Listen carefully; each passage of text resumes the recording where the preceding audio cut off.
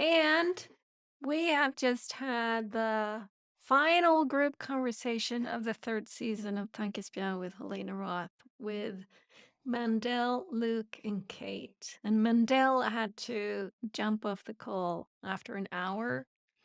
But that didn't deter us, you can say. We continued for another hour and 15 minutes. So just this, it is fun how meandering is such a part of this, even when there is a sort of an agenda, because there is to these group conversations. But heck, that never stopped anybody from meandering a bit.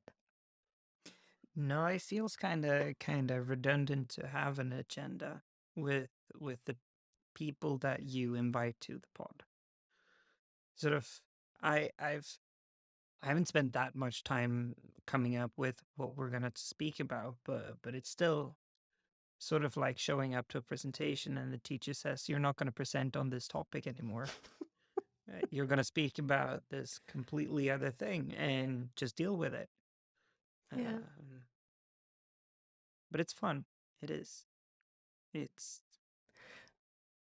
It is fun. the And most. I do like it's like we have anchors in these group conversations. There's an anchor of before, there's an anchor of during, and there's an anchor of after. And then what happens between those anchors shifts very much. But the anchors are what separates these. And For sure. like I touch upon several times in this conversation, getting mirrored from the other people who I converse with in these seasons is very rewarding to hear and to take in and to be nourished by. So For sure. yeah, Yeah, well, jump it's in. another meandering conversation to enjoy. Yeah, let's leave you to it. But Yeah. hey, Absolutely. everybody, it is so great to see you all here. And I want to introduce Caspian to you, who will be our gracious host today. Gracious host. I have to be Yeah. graceful. Well, you are always great. No, you're not really always gracious, I'm but not often, yes, very you are. often Often to graceful. me, you are. Or at least I experience you that way. Maybe that's more on me than on you. More on you. Probably. Well, hi But you will everybody. be a host at least. You will be kind of chaperoning us through this. I will. Excellent. I will. So, what we've done for the others and for all of these group conversations, the order that Helena put into me, saying, "Do you want to host these? This is what I want us to talk about." Is the experience of having been on the podcast, and what we've done previously is to sort of talk about it chronologically, um, in a sense of what did you think before, how was it experiencing it, and what do you sort of what have you gained from it? What do you take with you or bring with you from having had these conversations? Sort of briefing you on where we're going, and then of course it's you've all been part of this podcast. You know the meandering of being close to Helena. Conversations go on tangents. That's completely fine. But that's sort of my arc, so that you know. Great. Nice. So what I want to start at the beginning. Sort of what how did it feel? What did you think? Um, what were your first reactions? And what did you expect? Loads of questions. Pick and choose from any of them. Um, all of that when Helena asked you to come on the podcast?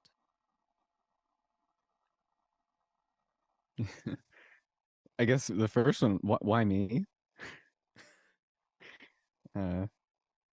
Not that, I don't think I have interesting things to say, but I'm coming on this podcast. I don't have a whole lot of followers. I don't have a whole lot of work published. Why? There was sort of this cautious sort of curiosity.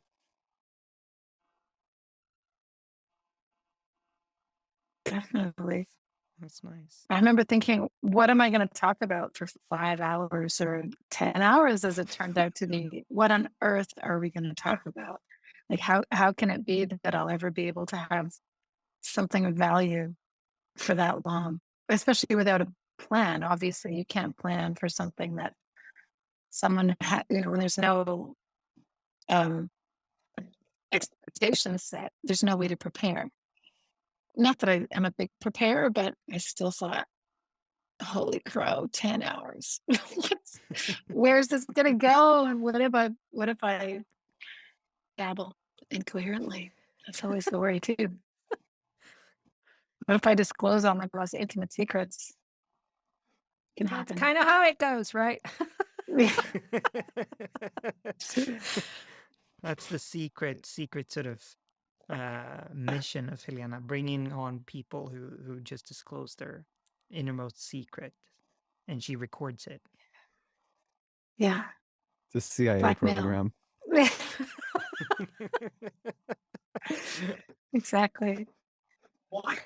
Okay, hold on just a second. I'm just going to mute myself and I'm listening, but I have to go and hang up, string up a teenager by his ankles. Just continue on, please. I love how both Helena and Luke were like, yeah, that's reasonable. That's what you do Totally. to teenagers. Totally. Regular Thursday Woo. morning, afternoon. So for me,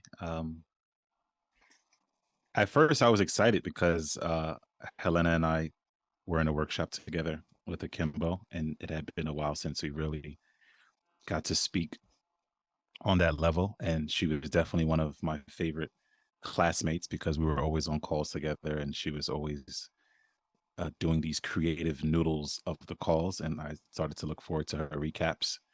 So it was exciting. And it was also a time when I was being asked by friends to be on podcasts and asked to start a podcast. And so when Helena shared her format, I thought, oh, now this is different. This is not like every other podcast. This is something that I would actually do if I wanted to speak to people that long and that often. But I thought it was a great idea. And so I was excited to be a part of it. That's nice. Helena, do you have anything to add to it? Because I know that all of these conversations or all of your conversation partners are carefully sort of put together into a season. You put a lot of effort and thought into who to invite. I don't know that I do. You do. I think I'm much I more know you do. impulsive than that. But I mean, it's. I think that the vetting that I do is having had conversations with everybody that I ask. So I so far haven't asked anybody who I haven't had at least a half-hour conversation with. Because I want to know that there's a meandering that's possible. Kind of that it's like that conversation. It's a little bit like weaving. It's like, do the threads just stop? If it is like, then it won't work. It won't flow. But it's also, to a large extent, I mean, Mandell, it's almost 2 years ago since we first met up in the story skills workshop, and then we met up again in, I don't know, February or something. Well, it's kind of a year ago, and I listened to a pod because that was when you became active on LinkedIn, or a little bit active on LinkedIn. And Mandell shared a podcast that he'd been on, and I listened, and I just went, "Oh my God, his voice is just stellar. I love listening to Mandell's voice." So, and I reached out, you reached out, I don't even remember, and we had a call, and it was just, "Oh yeah, I'm gonna ask Mandell." And Luke and me met up on Twitter, which is what me and Kate also did. You found me on Twitter, I think, Kate. So it's like there's many things that kind of come together. Um, but I never really, so far, I haven't been the best at thinking about how do I grow my following? How do I make sure that I max out on the people who will listen? How do I get some high profile uh person, right, who will really make it take off? It's like I'm starting to think of it after Caspian gently nudged me after the first season and said, maybe you can at least think about people who are a little bit active, who aren't, kind of totally off the online game in a sense. It's like, yeah, I might think about it a little bit. But That's not that's what you never said, but been let's leave yeah, it there. it's never been the Yeah. main aspect. The main aspect is always, oh, these are people I would like to spend 10, 20 hours with. And I think that needs to be there because of the way the setup is. Hmm. It's always such a balance of followers and quality of conversation. Those two things are obviously not remotely connected. And of course, we met on Twitter, and then I vanished from Twitter. I mean, I'm still there, but I'm never there. And but there's that expectation when you're in some form of art that 50%, or honestly, sometimes I feel like more of your time has to be spent doing the art, and the other 50% has to be spent promoting the trying to drum up some kind of cult of personality on Twitter or on Instagram or something like that, and using the right hashtags and doing this, and even doing something like a book proposal now as an author. When you submit to publishers, they want to know, what's your Twitter following? How many followers do you have on Facebook? How many followers do you have on Instagram? And let's add it up. And it's this horrible sort of entirely quantitative, but ultimately hollow way of judging not so much the merit of the art, but how, what else are you bringing to the table? It starts to feel like an old timey gangster hustle, like a protection racket of some kind, like an old mob thing that they used to run. Like we'll protect you, and they're actually there's something there that's a parallel for me about that you can't just bring art to the table. You also have to bring audience to the table, and that's a huge point of crankiness for me in a way, but I also totally understand it at the same time. So it's tricky. It would be the same in creating a podcast, in terms of, do you get bigger names that perhaps have already had that conversation 1,000 times and aren't fresh themselves, or do you go for people who are going to be open to truly wandering because they're not really actively marketing? It's an interesting tightrope to walk.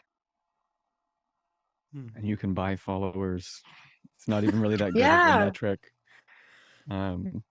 It's kind of more like, how engaged is your following?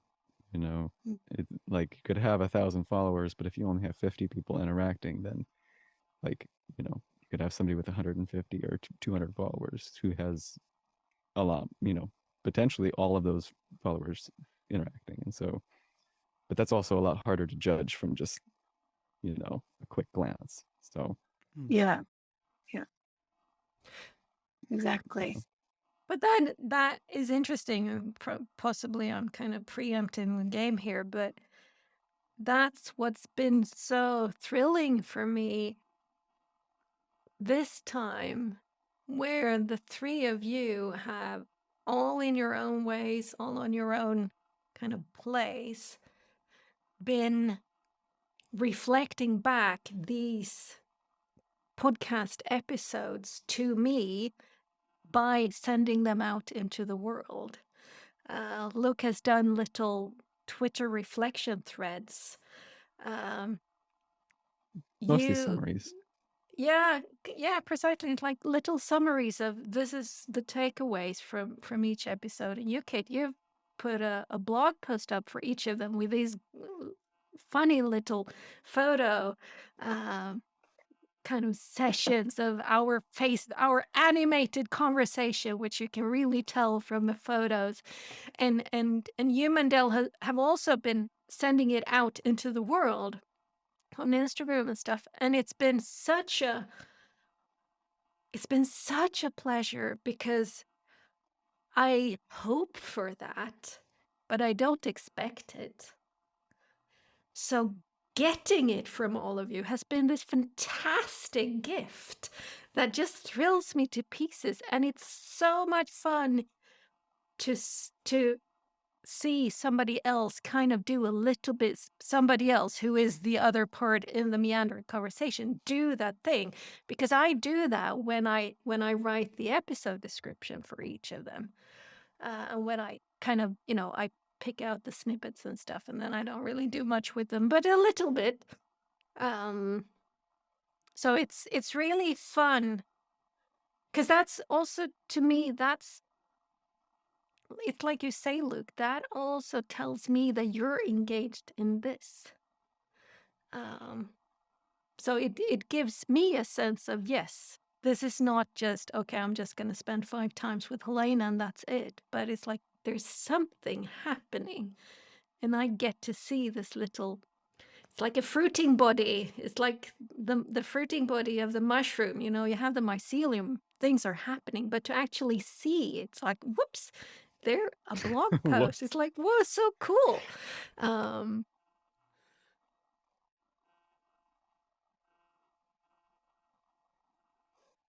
Yeah, it's been really wonderful.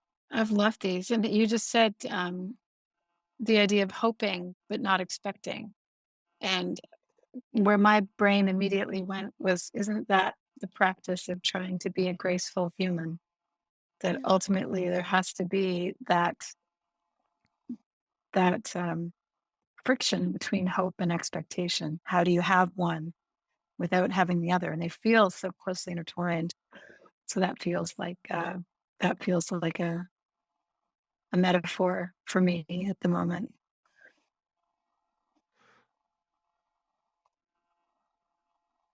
That's a really interesting take. I've never thought Yeah, about 'cause it one- being any connection between hope and expectation. Come on, you've Yeah, known 'cause me you need- for forever. Yeah, I mean, I think you hope is you- all you about put out faith. so much content. I can't listen to It's Yeah. in the everything. book even. Yeah. Oh, is it? Oh, Mhm. great.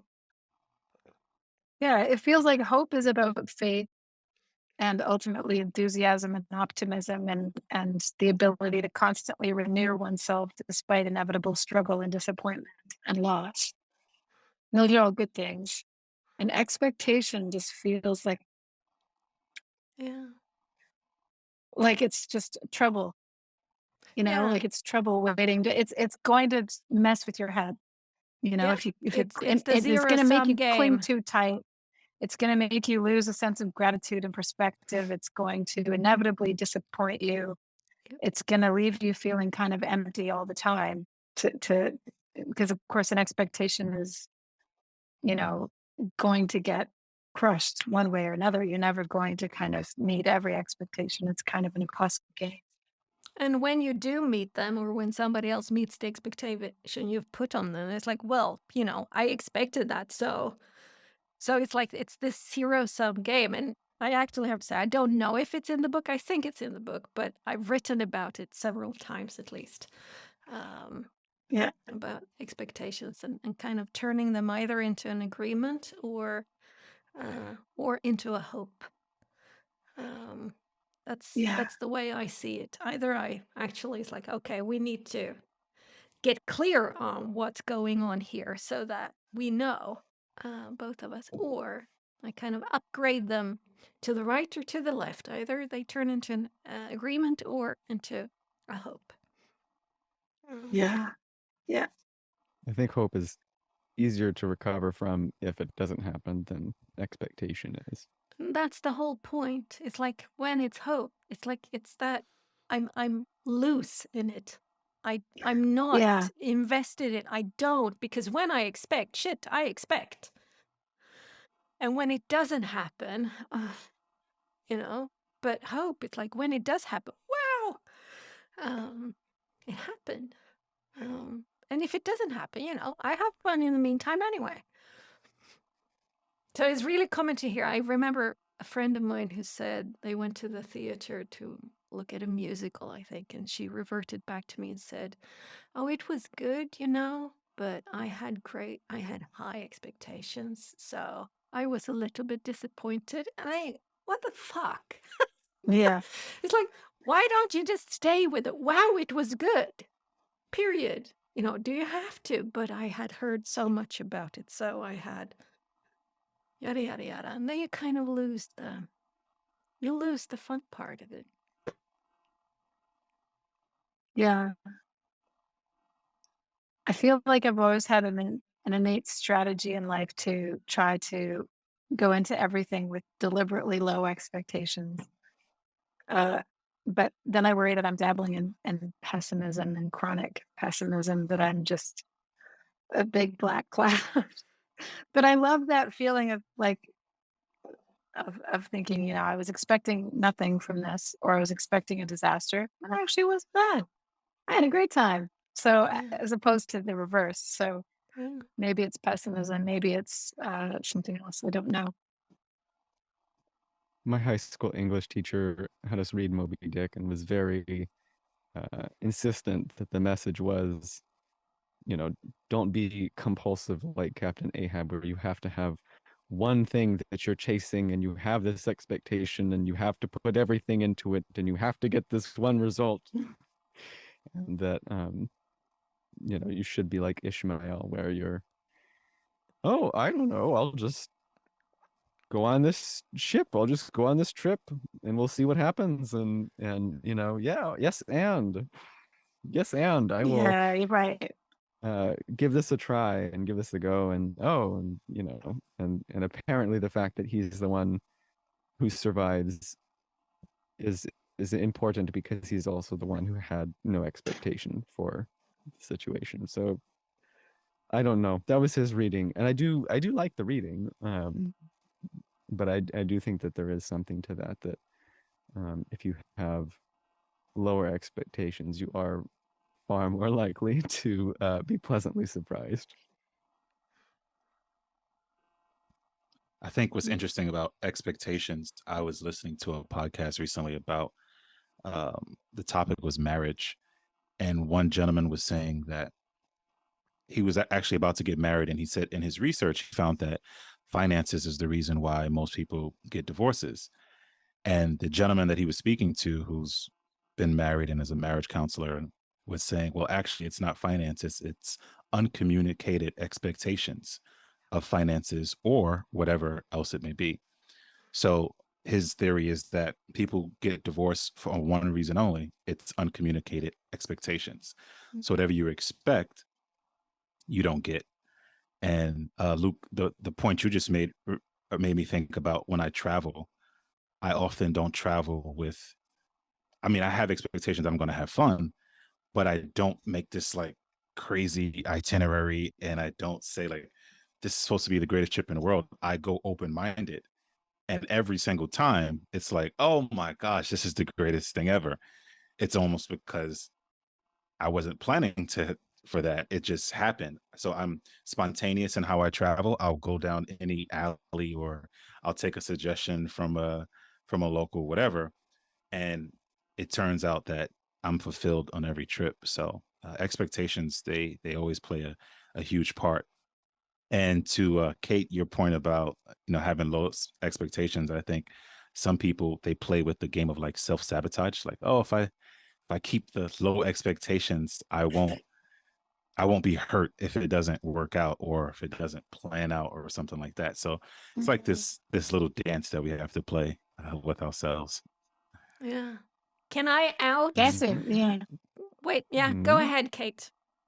You first. Oh, I was just going to say I feel like that's a form of non-participation, because in a relationship, you can always tell when someone is going in like that, like they're wanting to be proved right about their miserable take on how things are going to go, about their projection. And that's a form of non-participation. So everything, when you talked about you traveling, you have expectations, which to me read more like, again, we're splitting hairs here, but it sounds like hope. But you're holding it with an open hand. And maybe that's the difference between hope and expectations. Expectations we hold like this, and hope we hold like this. And I think that's really the only difference. It's probably the same thing, but expectations are kind of doomed to have all the life squished out of them.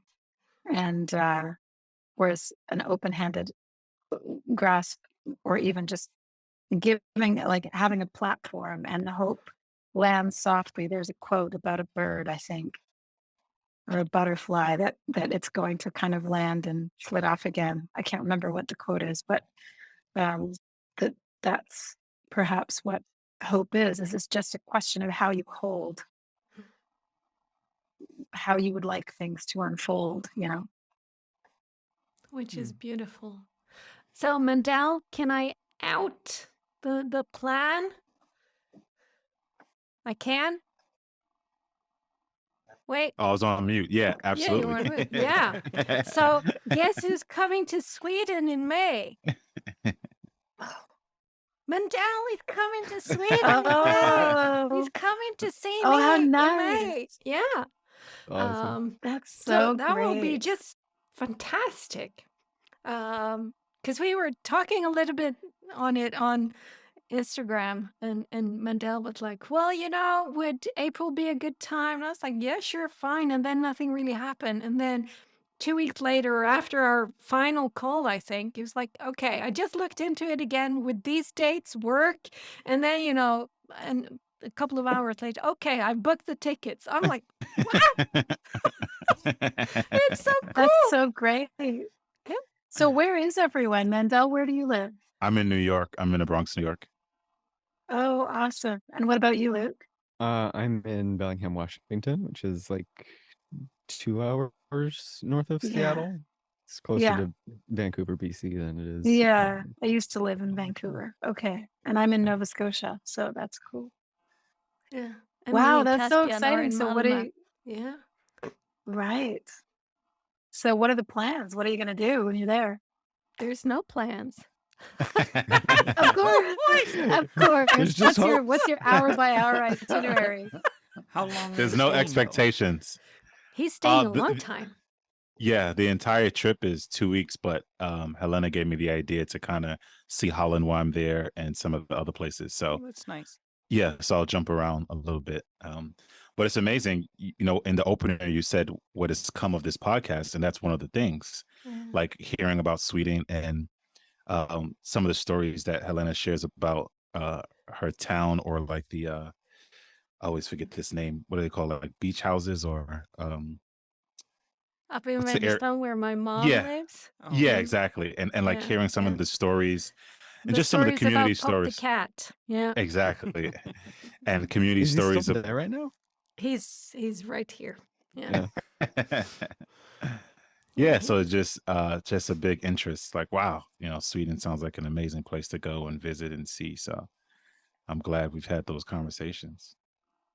Yeah, I recently That's listened exciting. to the episode that you guys did, where you talked about the food reclamation program, and also the Oh.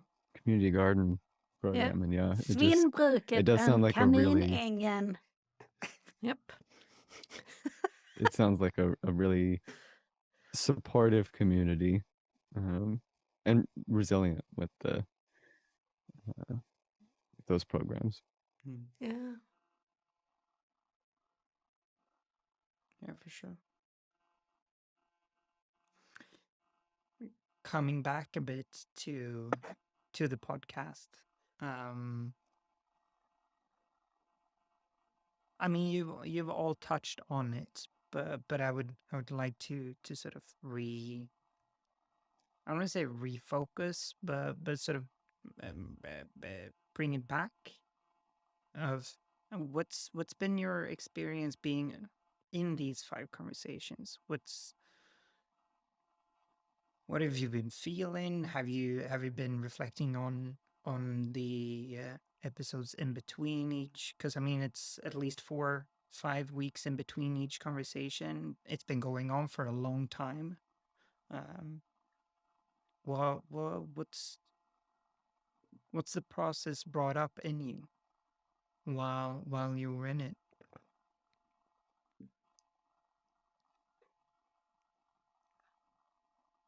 For me, it's been a lot of learning and a lot of seeing possibilities and different worldviews. Some of our conversations have been about books, and I always look at Helena as like a book hero. Like, oh man, she's already read 80 something books. Oh gosh, I'm at 20 something. I have so much work to do.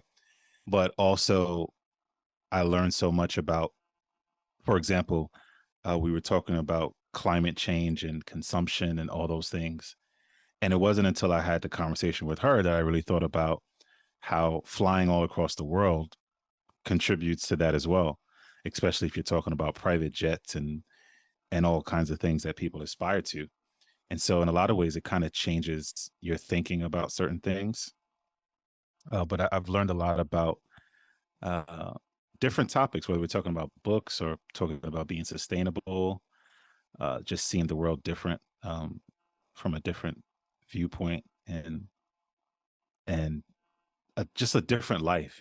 I imagine Sweden is so much more different than New York, and I could just kind of hear it in how she tells her stories, the walking and the bike riding and the being in nature. It's just so different. New York is just like, get in the Uber, get in the car. And it's always good to hear, like, there's another world outside of your world. There's more possibility. There are different people. And so I've always enjoyed being reminded of all those things.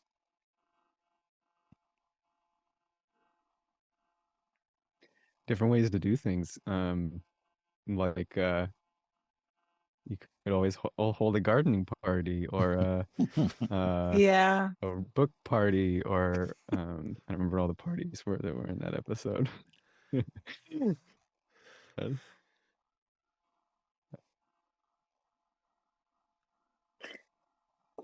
I think for me, it's been interesting as well. And I've said this to you before, that you have a real knack for hosting a conversation and for making the person who's participating with you feel held in that. It's a bit of a woo-woo way of saying that I went into it, first of all, thinking, what on earth are we going to talk about? And after every episode, I thought, okay, now we've talked about everything. Now we're done. What the heck are we going to talk about the third time? There's a third time, there's a fourth time. But in addition to that, it was always a little bit of fear, if I'm honest, of saying the wrong thing. So it was a sort of an exposure. And because, throughout the West, whether you're in Canada, the US, or Europe, or anywhere else, we've gotten so culturally tribal and so vicious and so quick to condemn people for asking questions, for being curious about the wrong thing, for being skeptical, and even sometimes just for being in a pause for not sort of signaling adherence to the latest meme. And that can be really scary, especially if you're in the arts and participation of a certain slant is not expected of you, but demanded of you. And so going into conversations like this, I always felt careful, and and it makes me sound like I have some kind of radical views. Thankfully, so do you. So in our conversations, we were able to kind of cover, to be able to talk about some of the stuff genuinely that I'm really passionate about, and I'm just so glad I did. It's a lovely feeling to, again, to touch on this idea of openness again, to be okay with wherever we land, and to try and start having some faith that, for God's sake, as a writer, that I will be able to find the right words to try to articulate the changes that are ignited in me, the questions that are ignited in me. And you do a really good job of letting that happen. And I have a fairly fine-tuned nose for context for when people are wanting me to go along or say something that they believe, or to sort of parrot whatever they want me to parrot. And that makes me really depressed and quiet. and that isn't how it felt being with you. It's a heavy world. It's a really heavy world. There's a lot going on right now, some of which I can't even look into because I don't dare, because if I do, I will get really dark. Um, so the fact that we can have light conversations and take light steps through what can often feel like very dark territory, um, is such a generosity. So I loved that aspect of it, is that I got through it.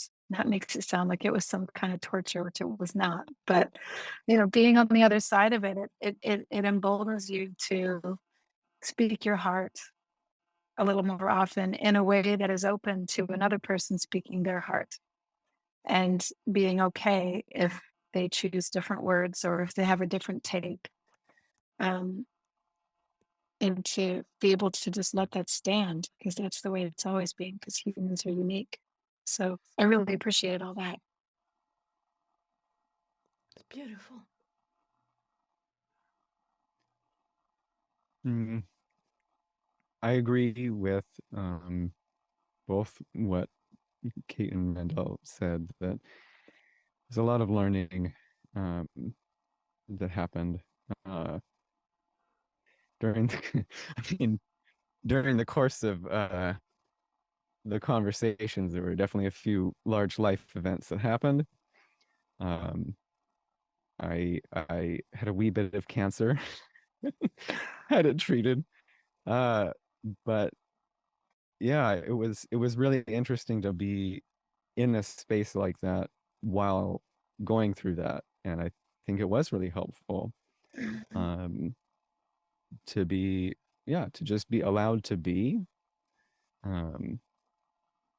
and to be questioned about that experience, both from a gentle perspective, but also with a little bit of edge, which I think was necessary. And just there are a lot of, well, I recently did listen through the audiobook for Doing Gentle with an Edge, and it is interesting that there are a lot of topics that we ended up discussing, but that have kind of been bubbling in the years of therapy that I've been doing, that Helena has put really pretty concretely. And I would just really appreciate, in being part of this experience, a lot of things that were kind of floaty, where it's like you have this sort of intuitive felt sense of the principle, or of the mode of being that was made explicit, um, like inner child work, for example. That's a good concrete example I can give. Is like, I think around episode 2 or 3, just being greeted with that sort of like, well, what if you allow yourself to just have your reactions and then go from there? What about that? Can you try doing that? And going, wow, that actually does make things a lot better. Um, and sometimes, yeah, you're gonna maybe say the wrong thing. Maybe sometimes you're gonna, you know,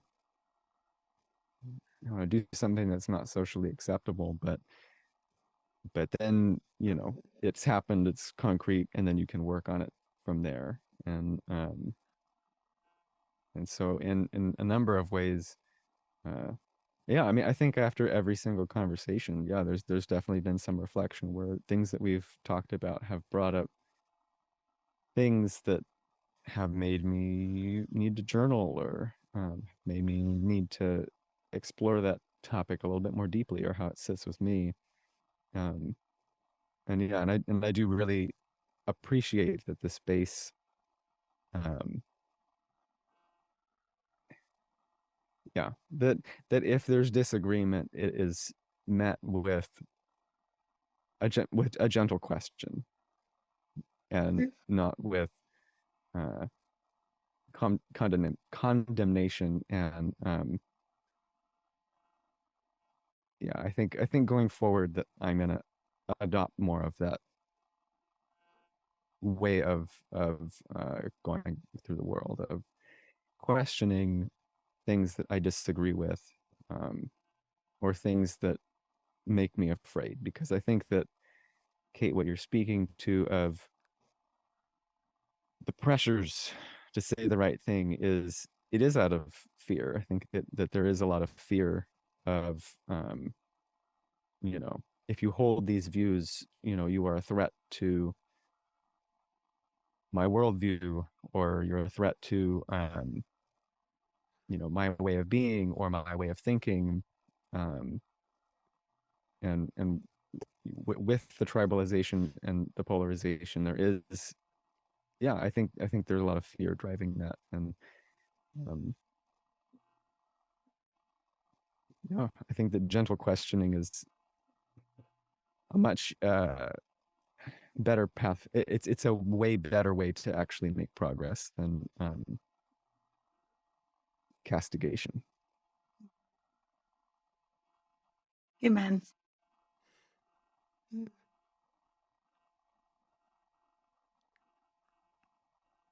Mm. I look. Um, I'm going to out you too, Luke. Okay. He, A little nervous, but okay. Go no, ahead. it's fine. It's fine.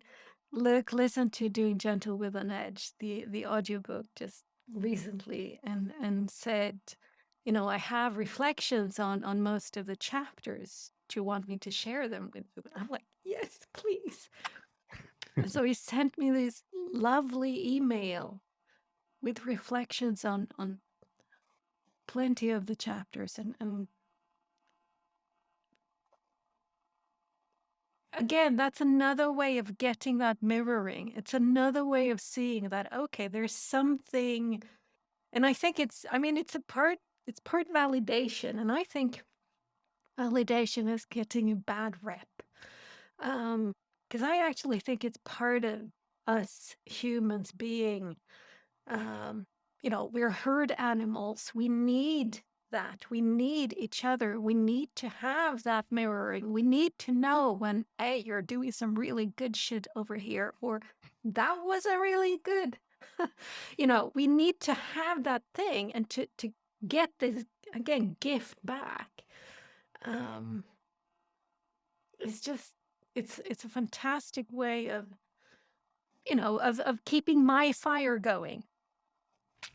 It puts logs on the fire that is me. It makes me see that, okay, yeah, there is value to me in what I do, but that value is not only mine. there is also value outside of me, which helps me kind of it helps me do from my being, because a lot of the things that I'm getting reflected on the podcast, and you look reflecting on the book like that, it is a lot of my being that I'm kind of putting out there in that way. So that's, it's like it's invaluable. Well, a lot of it seems like life experience, which we could get into a philosophical thing of are you just your experience? But yeah, it seems like a lot of lessons of, well, this didn't work. Here's what did work for me. Yeah. But yeah, that is a lot of reflections from being. Yeah. And I mean,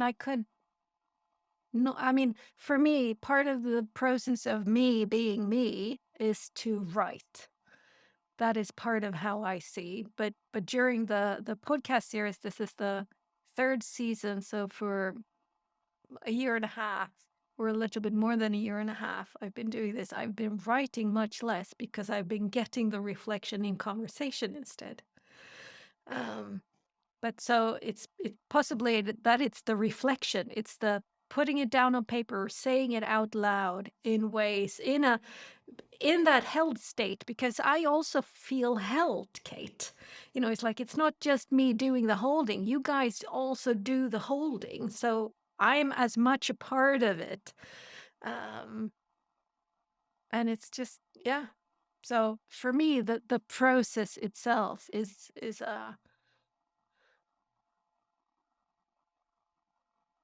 it's impactful. Let's put it that way. Readers complete the writing. Yeah. I don't think it's always critically necessary, because sometimes we write and it's a part of our own process, and sometimes writing doesn't get shared, and a lot of the time writing doesn't get picked up or get any traction, or you didn't have enough freaking Instagram. Yeah. The process, the racket. But even in small ways, even if it is writing a letter, the letter writing isn't complete until the exchange has been made, until it's been received and absorbed and heard. And the person waves their little signal flag back to you and says, I got it. I get it. This is what I saw in it. This is what I liked. This is what I was doing on the day that I got your letter. And this is how it shifted my room. And I think that's what you're describing there. I mean, that's getting those reflections is like Christmas morning as a kid, to have someone share with you what they saw when they read a book that you spent years locked in a closet, obsessively thinking and rethinking through every sentence, and agonizing over it in this gulag, this creative solo thing that now that I'm thinking about it, why do we do that? But when it is received, oh my gosh, that's the most amazing thing. That's such a wonderful, wonderful feeling. So good on you, Luke, for sharing that, because that means more than it just means so much. Well, it's part of a more broad thing I've been trying to do, which is I've seen variations of this tweet of something to the effect of like, you should tell people if you love them before they die. But I've kind of tried to get better at going, okay, well, it doesn't have to just be love. Appreciation. I appreciate this thing that you did, or I appreciate this thought that you had, or I appreciate that I came up with these thoughts, but like, I mean, it wasn't in a vacuum. They were influenced by these people. And so, okay, I'm posting these thoughts, but I need to also, attribute like these thoughts came up because of conversations that I had with these people. Because I do think that is important, that you get feedback that no, I wasn't. It's not just me being crazy. It's not just me being out here on this island by myself. That you're picking up what I'm putting down. You're Totally. And we have thoughts like that many times a day, like where we'll be thinking to ourselves, like, man, that Mandel, whenever I see him, he just cheers me up. Doesn't matter where I am in my life. Whenever I see Mandel coming down the street, I just smile to both ears. And we think of those things, and we feel good. It's almost like that. Was it Louis C.K. I think who did that bit about being in first class on a plane, and he sees like the war veteran like walking past him to the bus in the back, that the carnage back there, and he thinks to himself, I could give up my seat in first class to that veteran, but he doesn't. But he feels like a good person because he thought of it. And it's a bit like that. Like you have the thought about Mandel and how much he brightens your day, and you're like, wow, isn't that nice? Like that was nice that I think that about Mandel. But we never say it. We never actually pass it on to say, sit down in front of me, Mandel. I just want you to know that this came into my head the other day, and I feel like saying it. That every time I see you, you leave me with a great big smile, and I bet you do that for a lot of other people too. And I just think that's the greatest thing ever. Not only to our partner or our kids or our parents or, the people that we're kind of expected to say those things to, but just to those people who pass by in our lives that we appreciate their energy. Yeah. So that's a good thing to, that's like an all year long resolution. Thank you for that. I like it. I think I'm going to borrow it. went on that tangent to put it into practice. Mandel, I really do like your laugh. When I'm listening to the podcast and you laugh, it does put a smile on my face. Thank you. Appreciate that.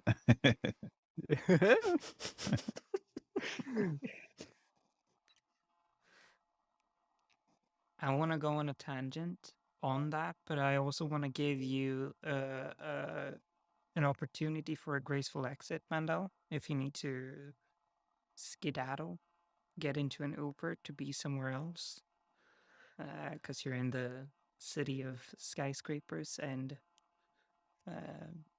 whatnot. Yes. Thank you. It was a pleasure to be here. And I wrote down that story, Kate. We have each other's emails. I'll send an email. I'd love to really read more about that. That's a funny story about first class. And I feel good that I thought about it, but not going all the way through. And I want to read some of your threads as well, Luke. So I'll email everyone so we can continue the conversation at least that way. But thanks, Tankespjärn and Helena, Luke, and Kate for this. It was great. We'll be in Yeah, it's touch. great to meet you. Likewise. Thank you, Mandel. Likewise. Yeah. See you in May. Bye. Yeah, see you in May. Anyway, Don't blame you. back to here. Yeah. Back to here. Well, I have a tangent for the thinking I'm good that I've been speaking quite a lot about. I don't know if you remember this, Helena. But there's been a psychological study. I want to remember that there's been a psychological study. I don't know. I should say, on people who plan excessively and make to-do lists, get the same dopamine kick from writing the to-do, from doing the planning, Oh, yeah. as they do from actually taking it off. So you get the same reward physiologically Twice. from planning that you do from doing, which I think it's a big part of why people don't do stuff, because if you just think I could give up my seat to the veteran and get the same reward from that as actually Yeah. doing it, there's no point in doing it, is there? It's a little Except too it close would to be home. totally a point because then you get twice the high, right? There's that No, you view. wouldn't, because you would then be proud of you doing it rather than. So they sort of take each other out. They cancel each other out to me. Yeah, yeah. I guess it depends on the time frame, though. Yeah. It depends For on sure. how far the thing is that you're Apart. planning. Yeah. Hmm. If you manage to drop down again before you actually do the thing. I think there's a lot of those. There are certain drivers behind list making, and I know so many of these people, and I've definitely done this before too. But I think the motivations behind making the list and ticking off the list are completely different. So when you make the list, and there's people that might, well, the list makers might bristle at this, but there's an underlying drive to that list that wants to be affirmed. There's a narrative that is trying to manifest itself, such as, I am so busy, or look at all that's on my plate. Wow. Or I'm so important. Wow. Or I'm right to feel overwhelmed because this goes to 52.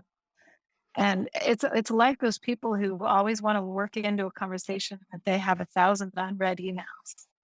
And it's kind of this like, ooh, like almost titillation that I'm just, like the emails just keep coming. And I'm like, half of those are spam and notifications. Like what? So, but I think all of us do this. All of us have a narrative and I think this is interesting too. There would be a narrative in amongst all those narratives that would be, I never get anything done. And by making a list and not ticking things off, we are affirming our story about ourselves that not only are we right to be overwhelmed and or busy, important, we also never get anything done. And so there's a bit of a flagellation happening there as well, that we get to be right about our failings as well as our strengths all in one fell swoop. Ticking things off is maybe when we realize, and I did this because I heard about a guy named Peter Crown, and I've only just heard about this guy who's kind of, I don't even know how to describe him, but he's got this master class. And see, now I wish I hadn't brought him up because I don't even know how to encapsulate yet who he is. But a friend of mine sent one of his sort of assignments to me, which was around making a list. And so I did this, the small things, the big things, everything you could possibly think of, from doing the seasonal, culling of the herd in your closet to reconciling with someone, whatever, put it all down. And I started feeling really good because here I am. Look at all the stuff I'm crossing off. I'm excited to have a new day tomorrow to cross a few more things off, and I'm being productive, and it's great.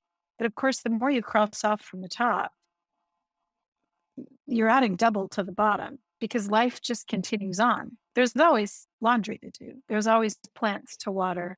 There are always relationships to reconcile and errands to run. So it's ongoing. You're never going to reach the end of that list. So, but it does feel good to cross it off. It's a bit of it almost sort of is a gamification of and I think it really works for some people. For some people, they need to have that physical moment of crossing off, but I think making the list is just as significant. And again, that's kind of a half-formed thought, but I know that that's okay with Lena. That is more than okay. It's welcome. But I Yeah. think both me and Caspian are smiling because Caspian has been the listiest person I know, the to-doist person I know. Hi, I'm Yeah. Caspian. I'm a recovering listaholic. list maker. Yeah, for sure. Yeah. I usually bring it just to understand how in Todoist I was and how Yeah. um Oh, yeah. list making I was. I had a The morning app? lists. Yeah, yeah. Do you mean yeah, me too. I've got that app too. I had a recurring morning list and a recurring evening list.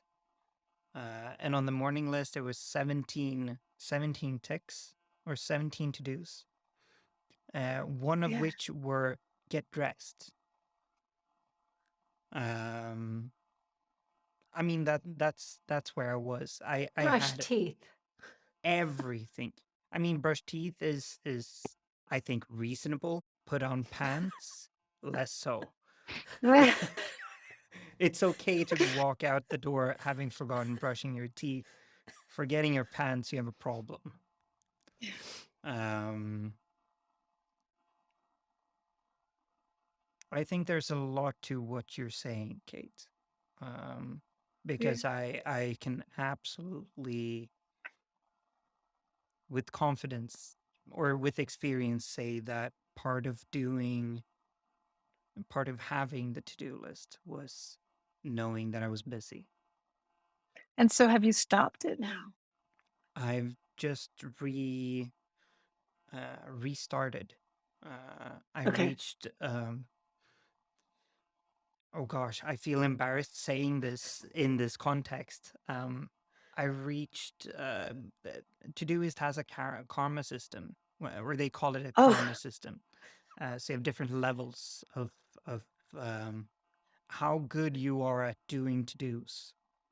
Basically, that's what it is. no. So Why did you tell me that? No. if you pay the premium for the premium version of Todoist, they've gamified it for you, so you gain points depending on a couple of things. And I No wonder you had reached. put on pants, brushed teeth, rise from the It bed, was. I opened realized eyes. that was part of it for sure. I realized Yeah. afterwards, though, when I stopped, that the karma didn't take into consideration how many to-dos he did after a certain amount. It was just redundant. Oh, But interesting. I Because he reached kind of hit, he hit the karma the threshold ceiling. exactly. So a couple of years ago, I reached enlightened, which is their top level. You gain 50,000 points. I think I have 21,000 to-dos ticked off on to-do lists alone. And I've tried all the list making apps. I've switched systems numerous times. But I just started again because I realized that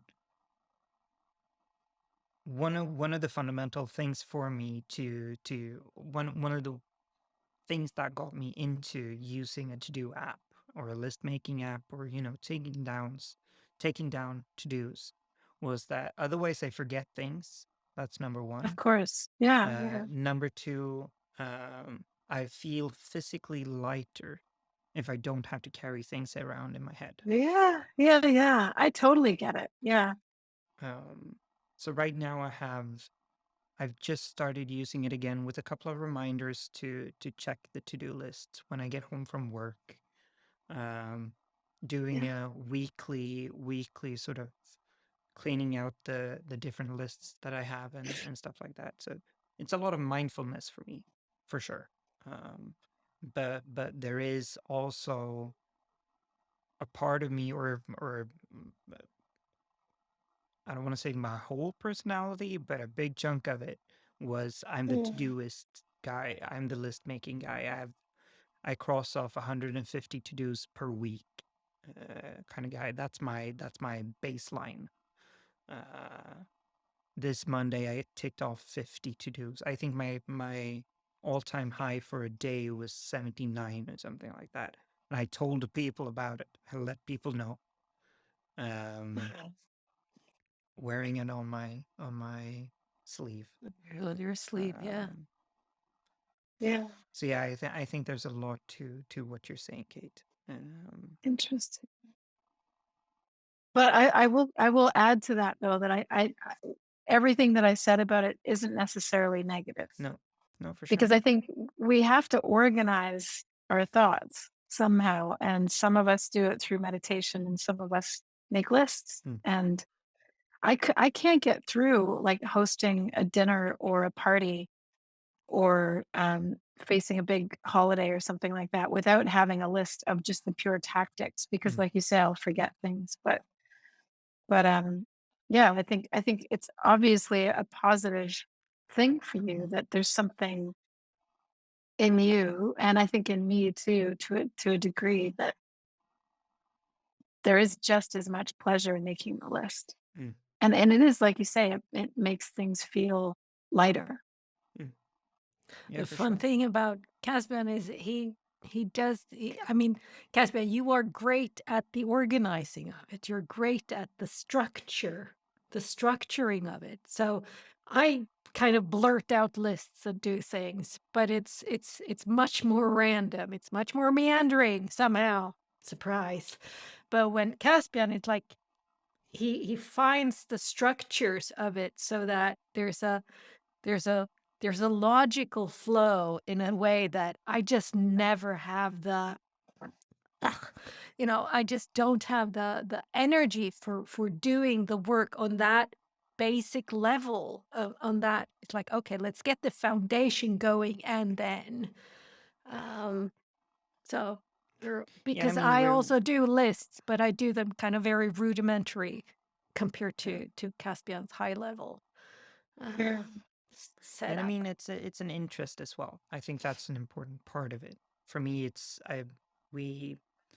before I started my new job this last week, I had I blocked off 3 or 4 hours to implement a new to-do system for myself.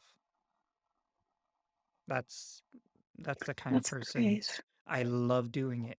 And then I realized at my new job, they just implemented my second day. They implemented a new product management system, and I'm still like, there's it feels like I've received a gift.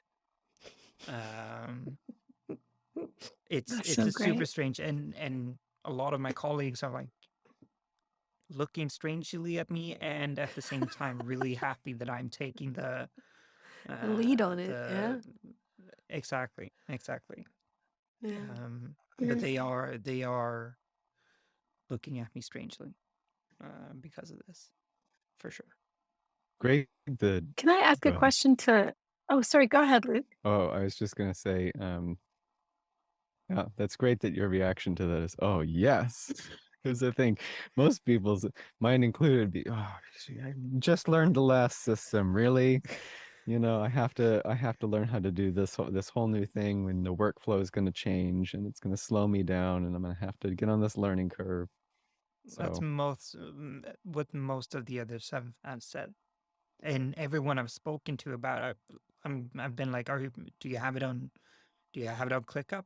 Have you ever looked through? And they all sort of, you can see their whole body falling into shame and just being like, no, I haven't looked at ClickUp. Like, it's been a week. It's not that big of a deal. Not everything is in there yet, but it's a cloud for a lot of people, for sure. And What hey, do I you was, say, is Kate? it? I wanted to ask you a question, Luke. Uh-huh.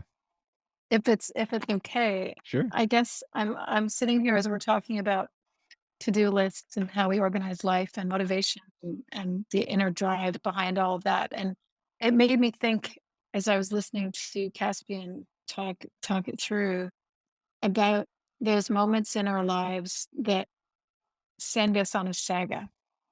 So, in my case, the baby dies, or a chronic illness is diagnosed, or you end up with cancer, or you end up in a divorce that completely sideswipes you.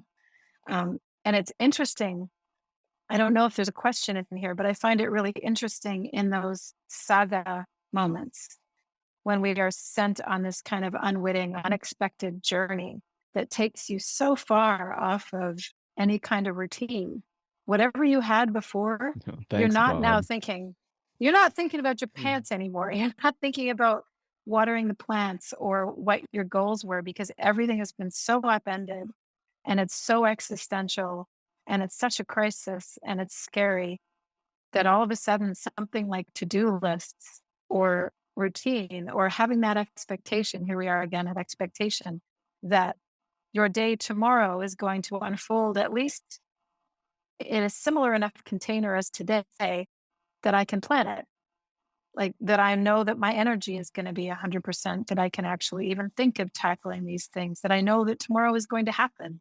Um, I guess I was just looking for your thoughts on, being kind of removed from routine, whether it's routine days or routine expectations, and then dropped into this maelstrom of crisis and sort of how that changes.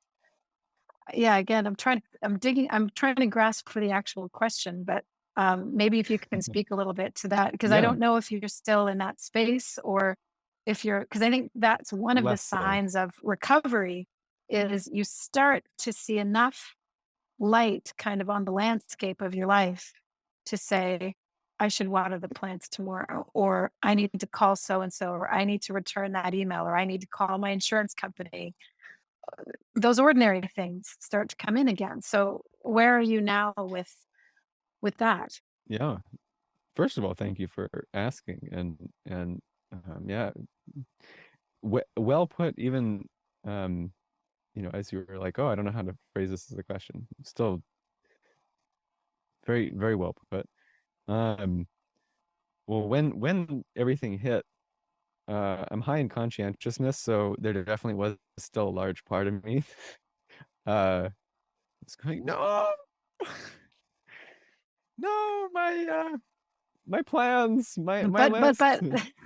yeah, Um, yeah. this is gonna throw the completion of this project off by X number of months at least. So, um, there's definitely resistance at first.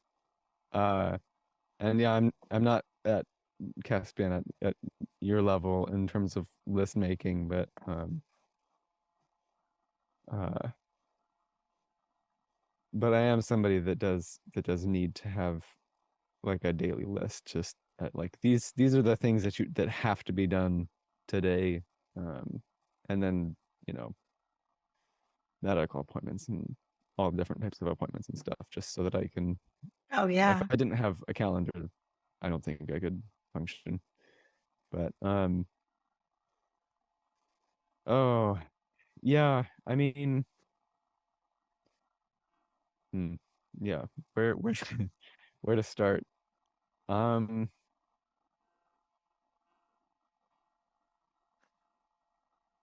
I guess the explicit question was where am I at with that now? Which I would say I'm in a much better place.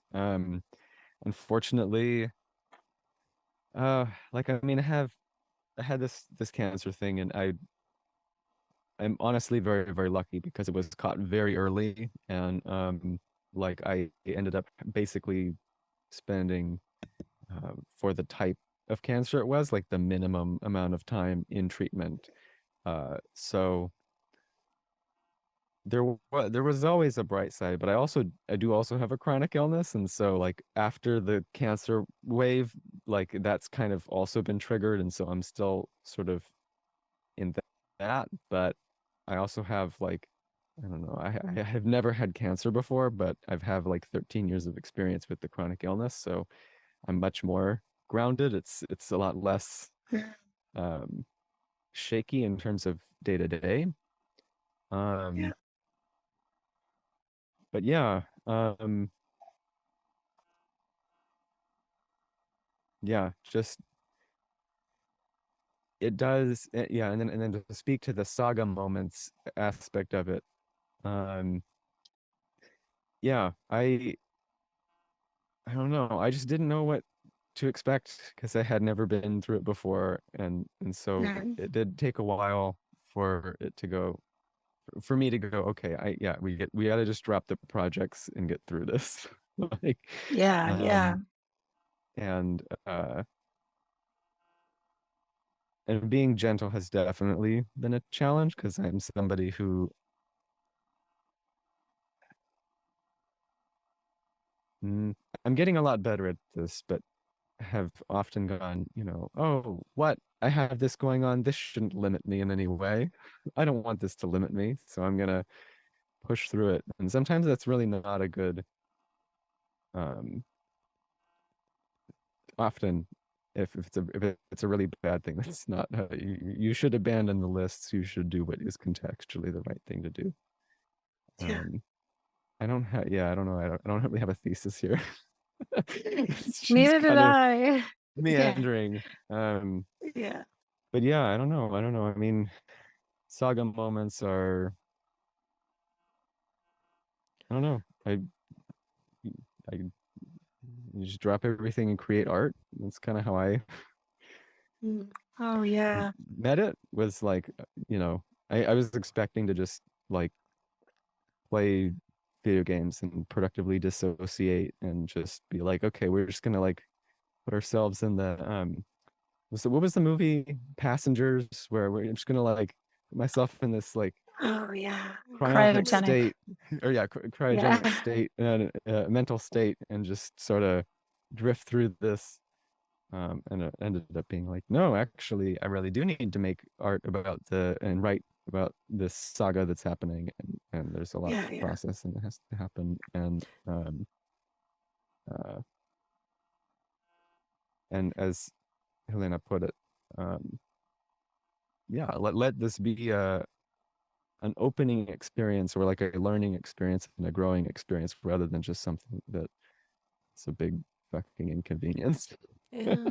And I mean, it's Yeah. for me, it's been interesting to get to do this with you during, like, because you knew about this when we started, and then No, I actually did I? I think so. I Well, don't remember when we started. I think so. In the Twilight Zone. In the Twilight Zone. Well, somewhere around there, and then to like be along and to be allowed to ask the questions, to be um, invited into that space with you, in a sense, has been fascinating. And that, feeling very honored that Luke, while puking from chemo, Only once. That was that. I feel good about that. I only threw up one time. as still having actually me and this podcast kind of being a part of that, not being one of the things that are dropped, but rather being invited into this container with you, Oh, sorry. was kind of humbling. Well, I'm glad that you feel that way. Yeah. I'm really glad that I was along with this, and that it wasn't dropped. Basically, well, how much backstory do I want to give?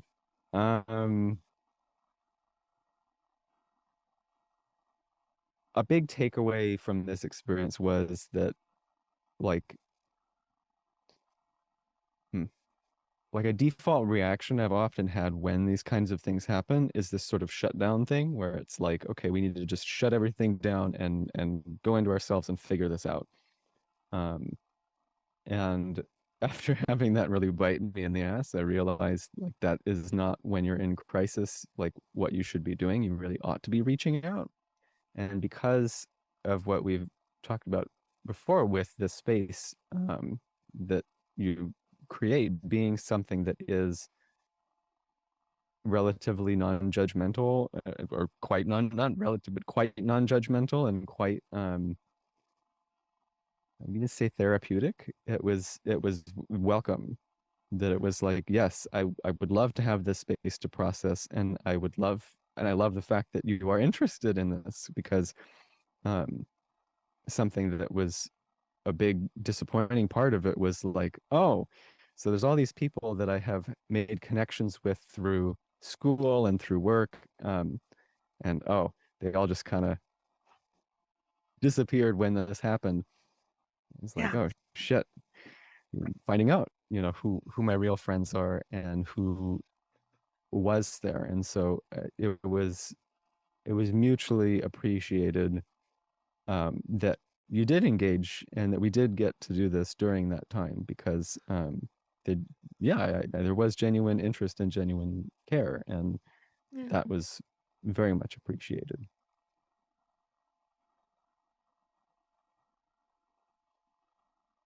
Thank you for trying to for speaking to that. I appreciate that.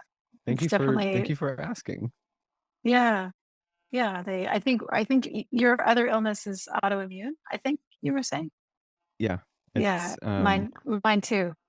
oh, So, what's your yeah. curse? It's If I you generally don't have don't to share if you don't want to. yeah, no, I'm not quite like it's not like it's a secret in my life, but it's one of the really big scary ones. That's Ah, like if you don't eat properly, you're gonna end up in a wheelchair and blind kind of a thing. mm, So it's it's pretty terrifying, but it's been 10 months approximately since I found out and doing everything I can. But it's another one of those saga things, one of those big words that, in a very different way than cancer, but uh it reminds me a lot of when my son died in a way that there are a lot of people who make a break for the door as fast as they can. Maybe because for the most part they just don't know what to say, and you become this. I had founded a community for bereaved parents, and we described it like a room full of Medusas, uh, because only we can stand the sight of each other, oh, and not that's great. look away. That everyone else is terrified of being turned to stone if they actually look at you and ask you how you're doing. They don't really want to hear about the chemo and the vomit, or have to witness that moment because it's terrifying. It's like brushing up against something venomous, and you recoil because all of us have that shit coming. All of us in one form or another, and we They've know done it. enough nuclear tests, and sprayed Yeah, radioactive material all over the globe. So it's a yeah, no question of kidding. when, not if. Yeah. Yeah, but we know that, and I think it's very difficult to be faced with someone else's saga, and for a lot of people, they just don't want to be around it. And a big portion of my life has been accepting that, and seeing in those moments, thinking to myself, even if I feel kind of betrayed, or if someone is kind of suddenly silent and I realize they've kind of ghosted me, and it's like, um, that person in this moment is doing the best they can. This is the best they can do, is to off they go, because they're afraid, and of course they're afraid. It's I'm a tough bit of a tough ticket right now. Can't have any more cocktails. Can't have any more eggs. All of that stuff, and it makes me a difficult dinner guest, even though I don't talk about it really all that much. But I think a lot of life is, again, here we are back to disappointment and expectations that we have to, I think, forgive other people for falling down on our expectations of friendship. And Helena and I have talked a lot about this, about being in this phase of life. I don't know how old you are, but I'm in my late 40s, my very late 40s, the last like gasping breath of my 40s. And I'm just at a point in my life where I think, like, what is a friend? What kind of a friend do I want to be? And what do I expect of friends? Because we really are heading into the shit now. Like, people are meeting their fates and splintering off into different places. And when you layer in the tribal stuff on top of that and the polarization, of people politically and socially and culturally. It's a very vivid time to be middle aged and to be raising kids and to be trying to find commonalities with people, and shit's hitting the fan, and some people are getting divorced and some people are getting these horrible diagnoses, and it's definitely kind of feels like a test of metal for friendship. And I think we have to really try hard to be okay with that and to say, like, it's okay for friendships to ebb and flow. The kind of thing that my mom would have said to me in grade 7. Like, it's okay. You're in grade 7. Like, some girls are just me. Some girls, you just ring a bell for them they don't want rung and carry on.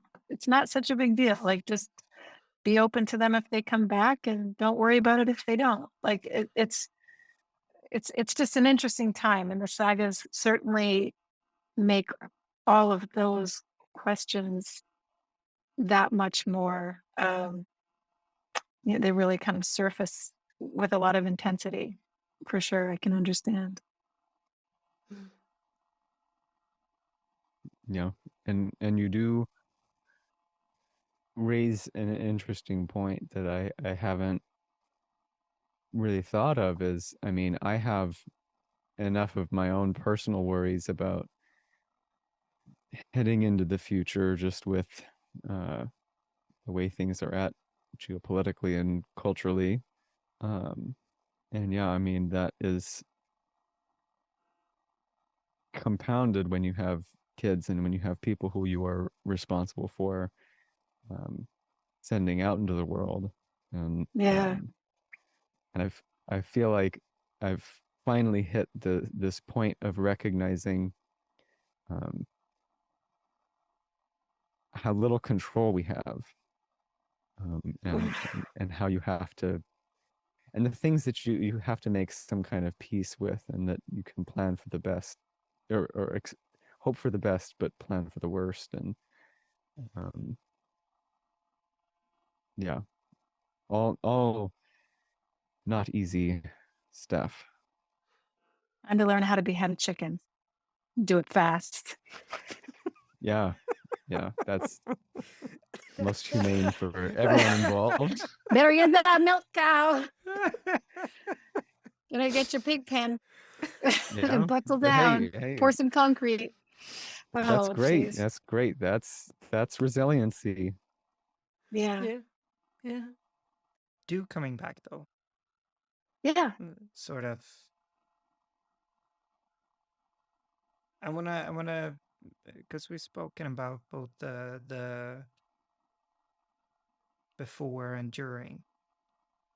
I want to speak a little bit about, or hear your thoughts about what you bring with you from the podcast, having been on both from a podcasting perspective, um, but more importantly from a conversation perspective, or maybe not importantly, but more prominently.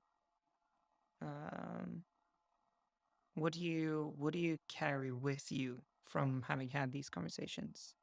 What do you and I mean, that could be a habit, a thought, a feeling, practice, thought,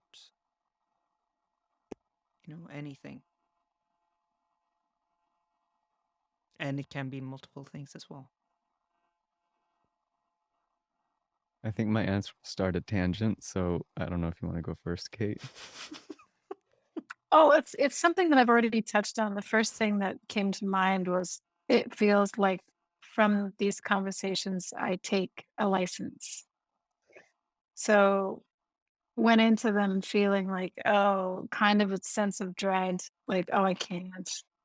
Like, I can't say this, I can't talk about that, I can't, and also having this diagnosis as well, which was very fresh when Helena got into it. Not particularly wanting to turn myself into a hashtag. A little, you touched on this a little bit, Luke. Like, except I don't think you meant it that way, but the peril, what feels like peril to me, of attaching my identity to a disease. Yeah. And the crutch that feels like, and that I feel like I've been nurturing a pretty healthy, what feels like a healthy belligerence to say like, no, that's not me, and that's not all I am, and I'm not going to be defined by it, which is kind of why I tend to try and stay away from the actual words. Um, so there was a lot in my mind that felt verboten, whether it was personal or cultural, political, spiritual. I feel very out of sorts with the way that um, most of the time, that the way that a lot of women speak and engage together, especially in groups. And I other myself, and I do that all the time. And why do I do that? And why do I bristle? And so going into this with Helena and not really being sure if there was space to um, be cantankerous. And you were so graceful, Helena, in how you listened, that it felt like a license to honesty. And it gives me a little bit of faith going forward that as long as my intentions are clear, um, that there's a bit of faking it until you make it. If you can say things that may feel discordant to people, that may spark a bit of cognitive dissonance because they like you, but they don't like what you're saying. Um, if you can at least go into that conversation with Helena's kind of grace, um, and hold everything lightly and loosely, that hopefully at the other end of that conversation, they will come away from it with some degree of affection and connection intact. And sometimes they don't, and that's on them. Sometimes they don't, and that's on me because I wasn't graceful. So, but it just felt like a license to practice. That's I guess what I'm taking into the future to try to act like someone who feels like it's okay to be working things through and thinking as I speak. Because if you act like you believe that, then you are practicing it and you are doing it. So that's my intention, kind of going forward. And so now it's tangent time. Take it away.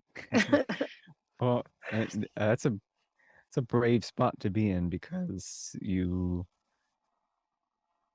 probably will be misunderstood at times, and people may take issue with what you're saying. And if there's blanket judgment, yeah, there's an amount of that may not have anything to do with you. Yeah.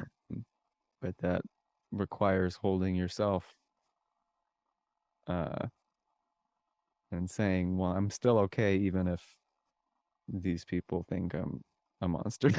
Or or think I'm XYZ, or yeah, if people think, Yeah. oh my god, you said X, I'm gonna, I can't handle that. Or I think Kate's turning into a prepper. I don't think that's necessarily a bad thing. I know. This is one thing that all sides are united on. They just start admitting it. Yeah, Beheading a chicken is a good skill to have. Good everybody. skill Well, on the left. yeah, It's a good skill on the right. everybody wants safety. Yeah. That's the Venn diagram. They just Sort of want Yeah, safety in different totally. beheading a kinds. chicken is in the middle. Okay. That's good to know. 100%. The Yeah. political polarization. Yeah. Solved by animal husbandry. Yeah. I think the largest thing, I don't want to call it a softening, although, but a dissolution or a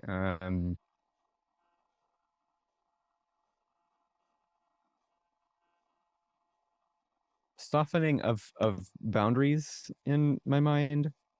I think when I started this, and part of this is definitely from the podcast, and part of it is, I think, also coming of age, and getting to a point where you see that which you do not know. Because over the course of this, I've become a lot more comfortable saying I don't know. I think I had a much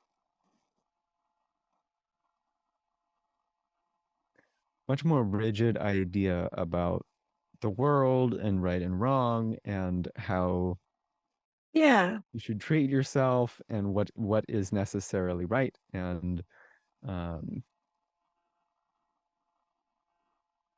I had already been kind of walking out of political polarization. I mean, I do still have strongly held ideas about things, but at the same time, I had recognized that neither of the main options or voices in the US really had the answers. And so I had Yeah. already sort of been primed to be in a state of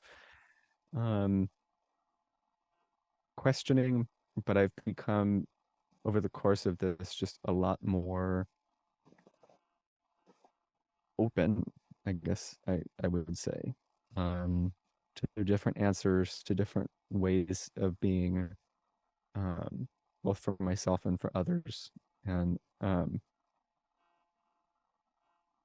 I have definitely been sold on the idea of holding space being something that can build common ground, I guess, and make friends, even if you don't necessarily agree about everything. And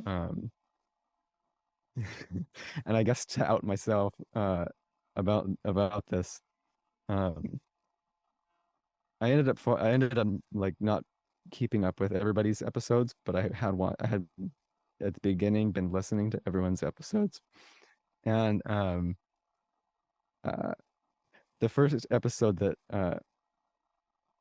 Helena and Kate did definitely set off this sort of what alarm bells of like, what, all of self-help is a sham. Oh, what, we're gonna have to do a group conversation at the end. Oh no. I don't think we're gonna get along, because I have really made a lot of progress in therapy, but in listening to more episodes, but I guess what I would say is in going into listening to the first episode of everybody's, not just yours, Kate, there was sort of a oh yes, I have made up my mind about what these people are like, and what they have to offer wisdom wise. And then by the end, it's totally shattered, where it's like, no, everybody has so much wisdom to share. And if you stop there at, oh, you're saying something that scares me, I don't want to listen anymore, or I'm not going to extend, or I'm not going to be curious about that, and I'm just going to say no, thank you, no more. That you're not going to learn about, well, why does that person think that, and you're not going to get access to all of the other wisdom that person has, that has brought them to that place of believing that, or that being something that works for them. Absolutely. I'm trying to remember what I said in that first episode. I'm like, and what was it? But I think it was probably the gist was something to the effect of like, because the theme overall was that you come from a long line of people whose lives were really quite difficult, and that sitting in a place of, oh, I am okay, oh, I am perfect the way I am, and I don't need any kind of, um, or just a lot of the It was this the self-help. bashing of the self-love hashtags and all of that Yeah. stuff. Well, right, Yeah. the Yeah. idea that well, I think the phrase that had kind of made me bristle a little bit was like, um, you shouldn't be enough. To think that you're enough, and Yeah. That made is a Helena bristle crime. too. Is Yeah. is a crime Yeah. because Of course you're not enough. of course you're not Brene enough. Brown is wrong. She's The wrong about world everything. is You're not always enough. changing. The world is always changing, and so Yeah. what is expected of you is going to change. It's something to that effect. So Yeah. Yeah. And it was probably around discontent too. Yeah. Yeah. yeah. And we kind of clarified through that. And it was definitely the kind of Instagram form, the memification of self-affirmation, I think, is what Yeah. really sets me Yeah. off, because it just feels so hollow to me and so performative. And yeah, and it stems from my original loss, which I wrote through in a public way and eventually wrote a book about, and feeling this very strong kind of, this is where I'm at, this is where I am, and I need to kind of sit with these feelings and vocalize these feelings, find a shape to this pain, which ultimately does end up being a fair degree of dwelling. Let's be honest. Even though it's a dead baby, of course you're going to dwell. But I hated that word. Whereas coming to this point in my life, I'm older now, and I'm so compelled by the idea of stoicism and feeling like I perhaps went too far on this end. And it's not to say that I want to be cold and discompassionate now, but it's somewhere between the two. And in the meantime, social media kind of makes me tear my hair out sometimes, and it just offers nothing for me, where everything is kind of made into a, you know, a, a quotation with stock photography, and essentially it's the modern motivational poster. And because it removes nuance and complexity. As for actual therapy, I think that's fantastic. I think that's a deep kind of work that is totally different than the kind of thing that I would have been talking about. But thank you for telling me that, though, because you wouldn't have been the only one that would have bristled at my bristling, and I know Helena did too. And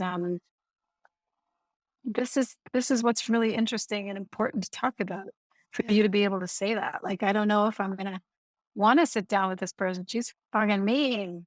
Like, she sounds like a jerk.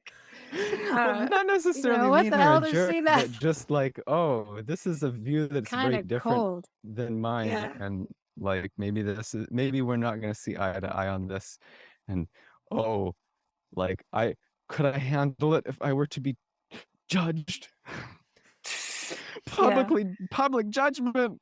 Ah! And if people would agree with her. Ah! Oh gosh. Yeah, it's like an old-fashioned video game, like a cage fight. It's like, video game Rhetoric music. fight. Here we go. Yeah, no. No, there's none of that. There's absolutely none of that. But you know what? In listening to that episode, it did make me look out more at like, oh, okay, so like what TikTok therapy is effective and is like actually helpful, and what is like, okay, this person has done a CBT training class and is just spewing stuff that kind of sounds like it could be helpful, but is really with the intent of gaining attention and followers and Amen. career Amen. advancement. Yeah.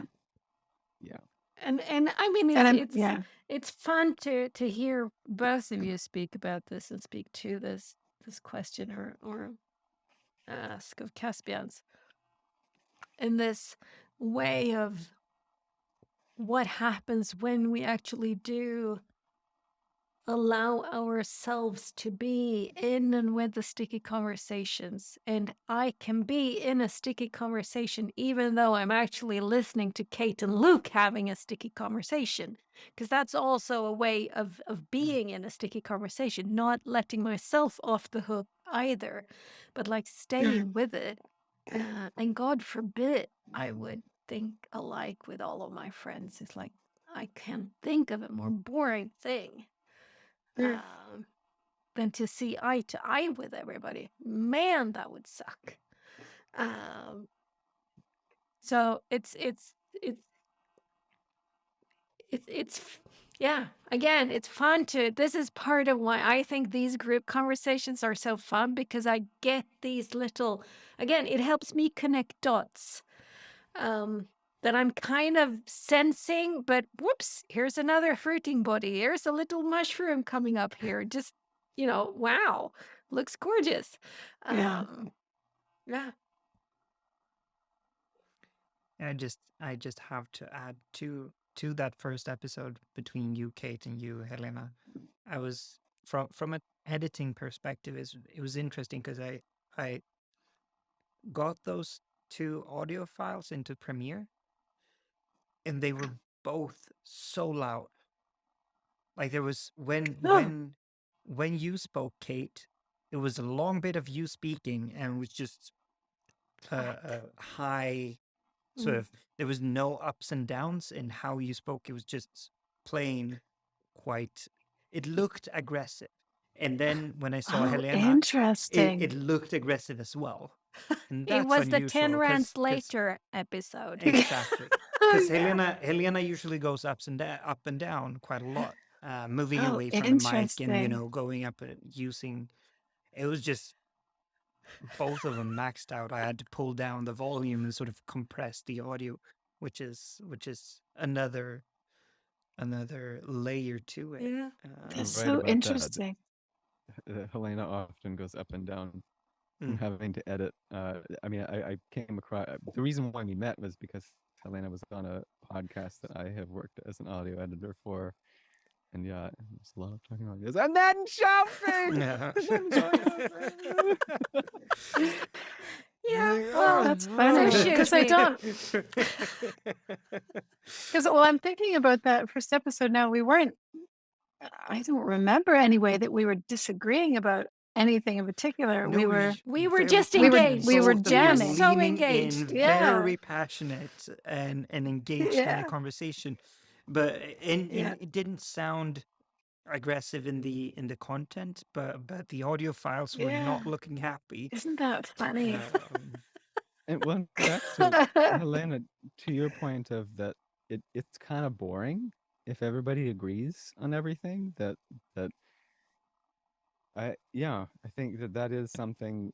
Well, that is related to what I already said. That I'm taking away from this is more tolerance with people that I disagree with, and more of a willingness to sit and hold stuff. Yeah. There was yeah, how specific do I want to get? I don't think that they're going to listen to this. Somebody else say this, but some family came to visit between conversation 4 and 5, and yeah, I just wanted to tear. Well, I don't think I had hair again.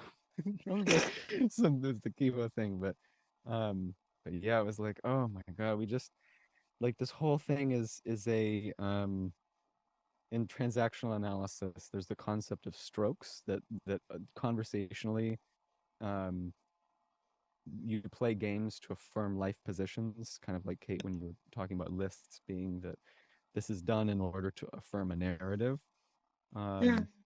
And that like there was all this stroking about ain't it awful that XYZ, and like aren't we smart for having the right view and the right opinion, and we're going to go through all of these issues and make sure that we are on the right same page together and we have the right views, and we talk about the bad people who are bad, and this whole thing is this exercise and we're right, and oh yes, oh yes, we all are on the same page, we all have the same views, and yeah, and it was like I would bring up well, I think maybe those people are acting this way because of these reasons, not even necessarily defending, saying that they have a right to do this or they have a right to be that way, but here's a little something so that you might be able to understand why why this viewpoint exists. Yeah, And context. yeah, very awkward silence. Yeah. You're not playing the game right. No, You know? precisely. You're disturbing the setup. It's like, no, you can't Let's make that Right. move in to do chess. something more worthwhile. This is really boring. Mm. But Yeah, I've been the unwitting orchestrator of so many of those awkward silences. It's been bad. Me three. Yeah. Yeah. Yeah. I mean, it brings back to what Mandel was saying about different perspectives, about having this type of conversation, and with people who live in different areas of the world also gives you part of that. It's like I'm happy to hear that it's opening, but it's like I have a hard time seeing how it would be closing or how it could be closing. Um, because this is kind of this is the nourishment that we are doing this in. Um, Mm. this is the the nourishing space. soil. That's a good way to put it. Yeah. And Yeah, also, nourishing I should space. mention that yeah, that it wasn't. This viewpoint is not just coming from listening to your episodes, Kate. It's also coming from listening to Yeah. Ursula's and Bella's. And even before coming on the podcast, I listened to a number of Buddhas by the Roadside episodes. And Mm. like Yeah. listening to the first episode with Dominic, it was like, do I want to keep listening to this podcast? And then for a while, okay, well, I don't necessarily agree with everything Dominic is saying, but I understand where he's coming from, and he makes good points. Yeah. How very grown up. Why, thank you. Yeah. But I mean that is the point though. I mean Dominic is part of that. Everybody or a lot of the other people that I have in my life are also part of that thing where I I I love being held, um, and I also love being challenged in it. So it is the doing gentle with an edge. It is both of those. It is being challenged and like here's that tightrope. Walk on it and see what happens. If you fall, I'll be there to catch you. But Yeah. let's see how far you get on this one. And it's wobbly and it's scary and fuck all. And still it is nourishing. Technical term. Very technical term, yes. Um so yeah, it is a treat. It is a treat. For sure. Absolutely. And right back at you. Wait, Caspian, I can't hear you. Why can't I hear you? Can Luke and Kate hear me? Now I I can can hear hear I you. can hear you. Yeah. Okay. My little earbud is about to run out of juice. So I feel like if I cut out, it's because this ran out. It might drop me, I don't know. Or you'll just be out into the oh, there we go. There, you can hear me okay now? Yeah. Yeah. Okay, we're all Sounds right good. then. Boop, boop, boop, boop, boop, boop. Yeah, they're good. I was just gonna say, I need to start wrapping up. Yeah. But before doing that, I want to leave the floor open, the very virtual Zoom floor, to if there's anything else you want to add, anything else you want to say, any thoughts that you haven't expressed, anything that pops up. There's no need to, but I wanna give the space and time for it. just a big thank you to both of you. It's been such a delight, and I don't know what I'm going to do not having a calendar moment blocked out for number 6. It's gonna. I'm not really thinking about it now, but I know that in 4 or 5 weeks, I'll be thinking, it's about that time. Yeah. That yeah, I just enjoyed it so much. So thank you, Helena. It's wonderful, and thank you, Caspian, for coming and working with us today and keeping everything producing such a wonderful um, cohort of conversations. It's been wonderful. Much the Thank same. you. Yeah, it's very, very happy that there was this serendipitous meeting and that I was a part of this. And I was, in that this was a part of uh, the cancer saga. And that Yeah. I think it will be a real treat um, to listen back to the episodes that we recorded. Um, I already have listened back to them because I read the summaries, but I mean, in like a year, after there's been some growth and Oh stuff, yeah. and I'm farther from it, from this time, um, and yeah, I'm sure that there's going to be, the mix of pride as well as, I can't believe I said that, but For sure. yeah, but yeah, I'm just grateful for the experience and um,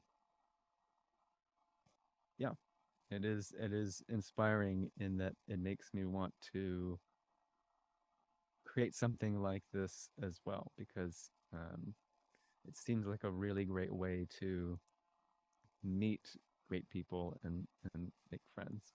So Yeah. It is. It's the best. Oh, it is the best. And I can just say thank you to the two of you and also to Mandell Yeah. uh, for being a part of this, and Bella and Özlem, of course. Um, it is it is it is a very large part um, of my life. These conversations take up a lot of my time in a way that I enjoy. I like that. I like that I let them take space because they do give me so much. And I also love the aspect of the sort of the time capsule aspect of this, which I think is made even more. The context is greater because there's 5. So it's not a one-time dip, in a year's time. It's not a one time, it's a 5-time. You get to meet you over the course of 5 months. So you see Yeah. what happened during those 5 months. So there's something to the fact that it's not one-off conversations that really delight me, that for me brings extra nourishment. It does spice things up in a way that just a one-off thing just it can't, because you don't. I mean, regardless if I've known you before or not, or how long I've known you before or not, during the course of 5 conversations, we do continue to develop the relationship. There's a learning. There's an interweaving of us that happens. So that just it can't be if it's a one-off. Yeah. So and the format lends itself to that, the fact that it's a meandering conversation with no set topic beforehand, because Yeah. I have recorded some other podcast episodes, but I've, kind of scripted what I've practiced before. I know what I'm going to say, and so it's less, I think, of a genuine Yeah. snapshot. Yeah. It's an edited photo. It's not a It's not the real deal. Yeah. Yeah. This is. So thank you for playing with me. thank you And for the with good luck, invitation. by the way, as I hope that the saga kind of softens like a storm, and the next morning is just kind of dewy and quiet, and all the trees were rustled, and all the leaves are on the ground, and a bunch of shellfish were washed up on the shore. But you can kind of feel that the air has changed and calmed down so that you can move into the next chapter, and that you feel like you've kind of crossed a boundary. And that might not be for another few months, it might not be until next year. Whenever that is, I hope it just kind of quietly ebbs, and that you can really start to refocus your energies and feel kind of balanced again. No? Thank you. Yeah. You are a very good writer. She is, isn't she? A She's lot just. of really great imagery that conveys that feeling very well, and I'm already on my way there. Good. There's the cancer season is over, and it's now autoimmune season, but that is Yeah. I bet you that I will reach that spot in somewhere between 1 and 2 months. So there is Yeah. Yeah. a course already, and I wish you luck dealing with your autoimmune illness. Thank you. And Yeah. yeah, fuck, it's not If you easy. ever want to nerd out about anti-inflammatory food protocols, just let me know. And yeah, and drugs, the ham-fisted way that they are like, well, let's try plugging this pathway, see if that works. I Oh, know. okay, that doesn't work. We're gonna open up this pathway and plug this pathway and Yeah. eat Yeah. these cells in this part of your body and see if what that does. Yeah. Yeah. Yeah. Um, Yeah. It's a anyway, lot. Yeah. anyway, but yeah, I wish the same for you, and you're able to find a new normal that is Yeah. still peaceful enough. Yeah. Exactly. Yeah. That's working hard to get there. Isn't it? Seems counterintuitive to work hard for peace. Uh, Um, maybe then oh, it's either not working hard or it's not peace. no, that's But something I'm learning over time. Peace is very expensive. Peace takes a Yeah. lot of work. It is Yeah. oh not yeah, cheap. peace is specialty food, no question. Yeah. Well, thank you, everybody. Thank you. Thank you Thank both. you so much. Marvelous. Bye. Bye. Take care. Bye. And that's a wrap, folks. Season 3 of Tankespjärn with Helena Roth is now complete. With this group conversation of me, Luke, Mandell, and Kate, under the gentle anchoring of Caspian. I will be. I will not start the 4th season right away. It will come sometime in the new year. But I will continue to put out content. I will do what the first 50 or so episodes on this pod channel are. Me reading from blog posts. So I'm gonna have a good time digging up and finding blog posts that I think might be of value that might provide some tankespjärn or open doors that you did not know existed. Who knows? And I hope you stick around for that too. In the same way that I hope that, just as Luke phrased it at the end here, this is nourishing space. I hope it is for you too. So stick around. There will be more nourishment to come. Thanks for tagging along in season 3, and see you around.